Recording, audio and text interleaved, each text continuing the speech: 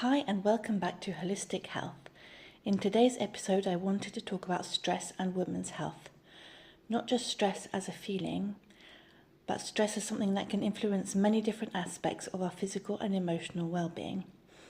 I think nowadays women are carrying a lot more stress than we actually realise. We often become so accustomed to managing responsibilities, caring for others, working, organising, planning, remembering and supporting the people around us that stress starts to feel normal. We adapt to this stress, we push through it, and eventually we forget what it feels like not to be stressed. One thing I think is rarely talked about enough is the mental load many women carry. It's not only the physical tasks, but it's the remembering the appointments, organising family life, thinking ahead, managing schedules, carrying emotional responsibilities, planning meals, remembering birthdays, worrying about loved ones. We are constantly thinking about what needs to happen next. And even during moments of rest, the mind can still feel busy. What I find interesting is that many women don't necessarily describe themselves as stressed. Instead, they say, I'm just tired, I'm just busy, that's just life. But when we live in a constant state of pressure, the body doesn't always distinguish between a major crisis and a never-ending stream of smaller demands. Eventually, the nervous system may begin to show signs that it needs support. So how can stress show up in the body?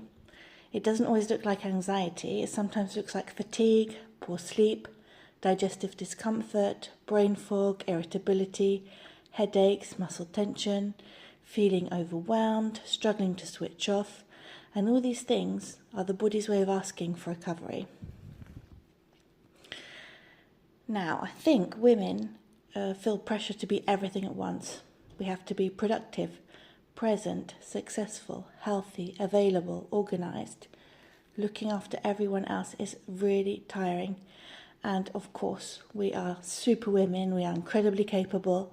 We are constantly carrying that level of responsibility, but it can come at a cost.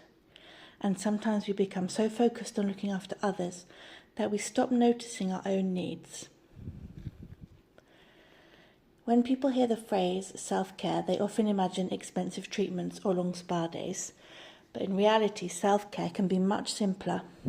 It might be taking a walk, eating a proper breakfast, saying no to something, putting your phone down, stretching for 10 minutes, going to bed earlier.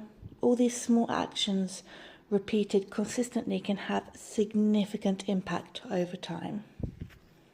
So from a naturopathic perspective, we often focus on supporting the body rather than fighting against it. Our bodies are constantly trying to adapt, and it's constantly trying to keep us functioning. Many of the symptoms we experience are not signs that the body is failing, but signs that it may be asking for support.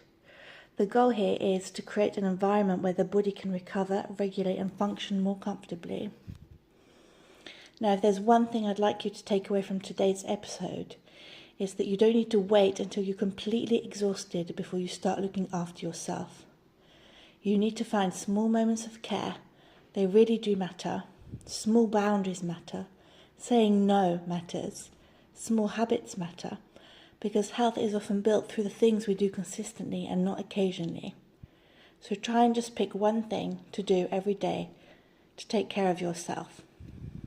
Thank you so much for listening to this episode of Holistic Health, and I'll speak to you again very soon.